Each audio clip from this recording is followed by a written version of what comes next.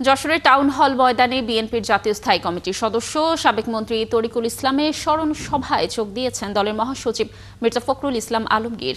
বরেণ্য এই রাজনীতিকের সপ্তম মৃত্যুবার্ষিকীতে জেলা বিএনপির আয়োজিত এই স্মরণ সভায় প্রধান অতিথির বক্তব্য রাখবেন ও বিএনপির মহাসচিব।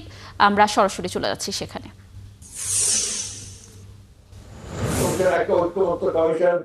প্রায় 1 বছর ধরে তারা সেখানে আলাপ আলোচনা করেছেন, খাওয়া দাওয়া করেছেন, সবকিছু করেছেন। সব শেষে কি করলেন, এই ঐক্যমত্য কমিশন এমন একটা প্রস্তাব জাতির সামনে নিয়ে আসলো, যেটা তার কিছুদিন আগে পার্লামেন্টের সামনে সংস্কারগুলোকে সই করলাম, আমরা স্বাক্ষর করলাম সব রাজনৈতিক দলগুলো 17ই অক্টোবরে সই হয়ে গেছে। আমরা যে বিষয়গুলো একমত হয়ে গেছি সেগুলো সই হয়ে গেছে, আমরা সবাই স্বাক্ষর করে। তারপরে তারা আবার নতুন নতুন প্রস্তাব নিয়ে এসছে এবং সেই যেগুলো আমরা স্বাক্ষর করেছিলাম সেই প্রস্তাবগুলো বিভিন্ন ভাবে প্রস্তাব। আমরা বলেছি যে এই ঐক্যমত্য কমিশন সঠিক কাজটি করেনি। আমরা বলেছি যে আমরা যেটা চেয়েছিলাম, যেটা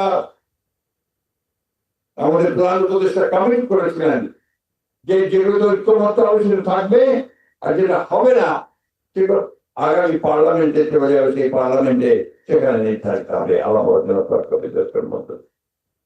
কিন্তু দুর্ভাগ্যের কথা, হঠাৎ করে দেখা গেল যে এই উপদেষ্টা কমিটি তারা একটা উপদেষ্টা মন্ডলী সভা করলেন। সভা করার পরে জনাব আসিফ নজরুল সাহেব জাতিকে জানালেন যে বিষয়গুলো এখনো সমাধান হয়নি সেগুলো সমাধান করার জন্য আমরা রাজনৈতিক দলগুলোকে 7 দিনের সময় দিই। রাজনৈতিক দলগুলো হচ্ছে তাদের হাতের খেলনার মতো, এটা ঠিক হয়নি। আপনারা কথা দিয়েছেন, যার জন্য আপনারা প্রায়, আমি যা পত্রিকায় দেখলাম 84 কোটি টাকা না কত কোটি টাকা খরচ করে আপনারা এই 83 কোটি টাকা খরচ করে পত্রিকা দেখলাম এই আপনার ঐক্যমত্য কমিশন সব সভাগুলো করেছেন। আমরা তো প্রত্যেকটা সবাই গেছি, প্রত্যেকটা সবাই আমাদের মতামত দিয়েছি। আজকে কেন আবার এই প্রশ্ন উঠছে যে রাজনৈতিক দলগুলোকে বসে এই বিষয়ে সিদ্ধান্ত নিতে হবে? তাহলে আপনারা কি করলেন? রাজনৈতিক দলে আপনারা সঠিক কাজটি করেননি, পক্ষপাত দুষ্ট হয়ে কাজ করছেন। আমি আজকে পরিষ্কার ভাষায় বলতে চাই যে আজকে যে দাবি দাওয়াগুলো নিয়ে কয়েকটি রাজনৈতিক দল ঘেরাও করছে, অস্থিতিশীলতা সৃষ্টি করার চেষ্টা করছে, আবার একটা চক্রান্ত করছে নির্বাচনকে বানচাল করার জন্য, নির্বাচনকে পিছিয়ে দেওয়ার জন্য, এটা এই দেশের জনগণ মেনে নেবে না। বন্ধুগণ, অনেক রক্তের বিনিময়ে, অনেক শিশুর রক্তের বিনিময়ে, অনেক নারী রক্তের বিনিময়ে, অনেক ছাত্রের রক্তের বিনিময়ে, কৃষকের রক্তের বিনিময়ে, শ্রমিকের রক্তের বিনিময়ে আমরা এই স্বাধীন হয়েছি ফ্যাসিস্টের হাত থেকে। সুযোগ সৃষ্টি হয়েছে এক গণতান্ত্রিক ব্যবস্থায় যাওয়ার।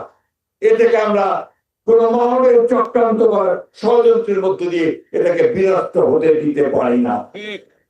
আমরা অনেক দায়িত্বশীলতার পরিচয় দিই। আমরা এখন পর্যন্ত কোন বিষয়ে রাস্তায় নামিনি, কিন্তু মনে রাখবেন বিএনপি কোন ভেসে আসা দল নয়। বিএনপি এই দেশের জনগণের গড়া একটি দল, শহীদ জিয়াউর রহমানের দল, স্বাধীনতার ঘোষকের দল। এই দল দেশের বেগম খালেদা জিয়ার আনন্দ গণতন্ত্রের জন্য সংগ্রাম করা, আপসীর সংগ্রাম করা সেই নেত্রীর দল। এই দল আমাদের সমস্ত মানুষগুলো, 60 লক্ষ মানুষের বিরুদ্ধে মিথ্যা মামলা, 20,000 মানুষকে হত্যা, 1700 মানুষকে গুম করে দেওয়া, সেই অবস্থা থেকে উঠে আসা একটা রাজনৈতিক দল। সুতরাং আমাদেরকে খাটো করে দেখবেন না বা অবজ্ঞা করে দেখবেন না। আমরা যদি রাস্তায় নামি তাহলে কিন্তু রাজনৈতিক বিষয়গুলো ভিন্ন ভাবে আসবে।